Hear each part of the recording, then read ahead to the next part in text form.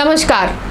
आंकड़े वाकई चिंताजनक हैं। रीवा जिले की बात कर रहे हैं जहां संक्रमण बहुत तेजी से अपने पैर पसार रहा है। पिछले 4 दिनों का पूरा आंकड़ा लेकर बैठी हूं और जब हिसाब लगाया, जब टोटल किया तो एक्टिव केस की संख्या देखकर हैरानी हो रही है। 4 दिन की बात कर रहे हैं तो सबसे पहले बताती हूं कि 13 अप्रैल को कितने मरीजों की जांच की गई, कितने संदिग्धों की जांच की गई और कितने पॉजिटिव मरीज मिले। तो 13 अप्रैल को 1303 सैंपलों की जांच हुई और इसमें 211 संक्रमित मरीज मिले। 211 लोगों की रिपोर्ट पॉजिटिव आई। अभी तक आंकड़े इतने ज़्यादा रीवा जिले में नहीं मिले हैं। जब पहली लहर थी तब 50-60 से आंकड़े ऊपर नहीं गए और अब आंकड़े 200 के पार जा रहे हैं। तो इससे ही सोचा जा सकता है, अंदाजा लगाया जा सकता है कि संक्रमण कितनी तेजी से बढ़ रहा है। आंकड़ों पर आते हैं। 13 अप्रैल को 1303 सैंपलों की जांच हुई और इसमें 211 संक्रमित मरीज मिले। इसके बाद 14 तारीख को 13 तारीख से कम जांच हुई। 1024 लोगों की जांच हुई है, सैंपलों की जांच हुई है और इसमें 204 मरीज मिले हैं। अब आप देखिए इन 2 दिनों में अंतर। सैंपल जांच जो है 13 तारीख को 1300 से ज़्यादा सैंपल की जांच हुई, उसमें 200 से ज़्यादा आंकड़े मिले और जब कम लोगों की भी जांच हुई तब भी 200 से ज़्यादा संक्रमित मरीज मिल रहे हैं। 204 संक्रमित मरीज रीवा जिले में 14 तारीख को मिले।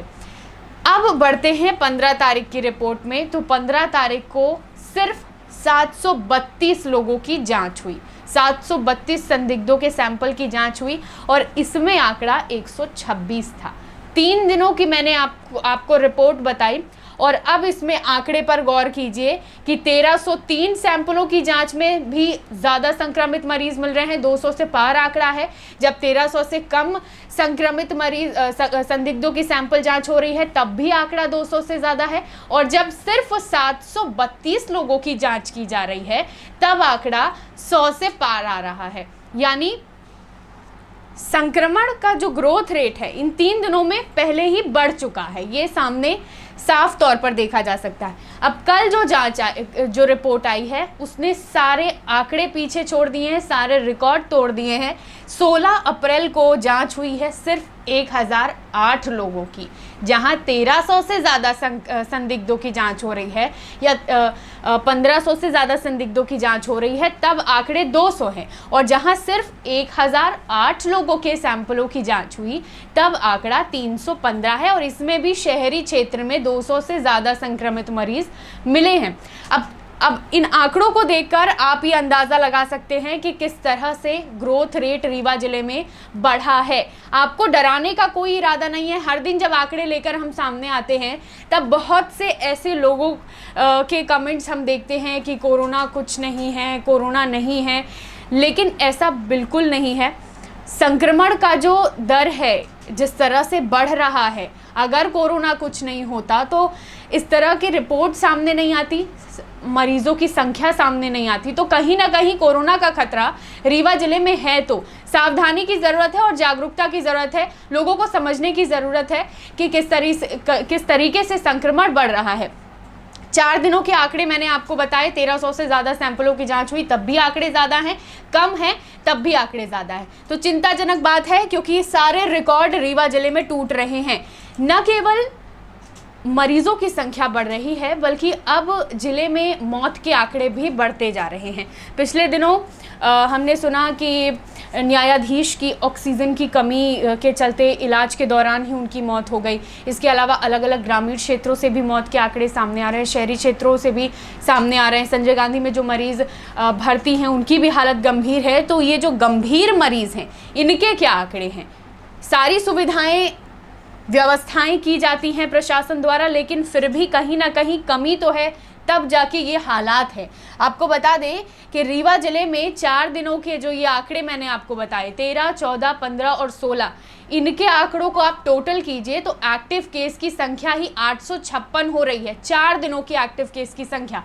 तो अब आप हिसाब लगाइए कि इसके पहले के जो आंकड़े हैं और पहले जो संक्रमित मरीज अस्पताल में भर्ती हैं उनके एक्टिव केसेस को मिला दें और ये 4 दिनों के आंकड़ों को मिला दें तो एक्टिव केस की संख्या अपने आप 800-900 से ज़्यादा हो रही है। यानी रीवा जिले में वर्तमान में एक्टिव केसेस की संख्या काफ़ी ज़्यादा है। 800-900 बड़ी संख्या है और अभी तक रीवा जिले में इतनी संख्या नहीं थी। बात करते हैं गंभीर मरीजों की, तो जो मरीज संजय गांधी या अन्य अस्पतालों में भर्ती हैं, कोरोना का इलाज करवा रहे हैं, तो इसमें 252 कोरोना मरीज गंभीर हालत में है। 252 कोरोना मरीज, 27 लोग वेंटिलेटर पर हैं और 220 लोग ऑक्सीजन के सहारे हैं।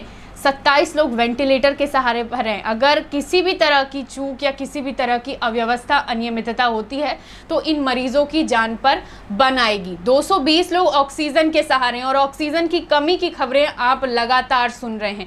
किस तरह से ऑक्सीजन की कमी पूरे प्रदेश में हो रही है, व्यवस्थाएं की जा रही हैं, व्यवस्थाएं करनी भी चाहिए क्योंकि इसकी ज़रूरत है। लेकिन ये जो मरीज़ हैं 220 जो ऑक्सीजन के सहारे हैं, अगर कुछ भी ऊपर नीचे होता है तो कहीं ना कहीं मरीजों को काफ़ी दिक्कतों का सामना करना पड़ेगा। फिर से कह रही हूँ कि डराने के लिए नहीं आई हूँ, जागरूक करने के लिए आई हूँ। ये बताने आई हूँ कि रीवा जिले में भी संक्रमण तेज़ी से फैल रहा है और खतरा बिल्कुल है, आपको भी है, हमको भी है। कोरोना कर्फ्यू लगा हुआ है, लेकिन कोरोना कर्फ्यू में बाहर हम देख रहे हैं कि किस तरीके से भीड़ उमड़ रही है। कलेक्टर और एसपी ने खुद मोर्चा संभाला हुआ है, सड़कों पर उतर रहे हैं, लोगों को समझाइश दे रहे हैं, लेकिन भीड़ में कमी नहीं देखी जा रही है।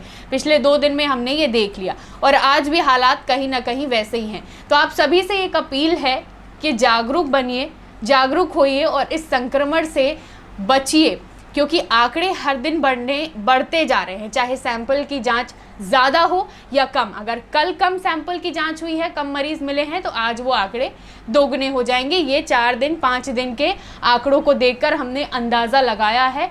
और इसी तरह से अगर लापरवाही बढ़ती गई, अगर सावधानी नहीं रखी जाती है, तो ये आंकड़े 300 के पार तो पहुंच गए हैं, आगे भी बढ़ने की संभावना है। तो आप सभी से ये अपील है कि जागरूक रहिए, सावधानी बरतिए और इस संक्रमण से खुद को और अपने परिवार को बचाइए। बहुत बहुत धन्यवाद।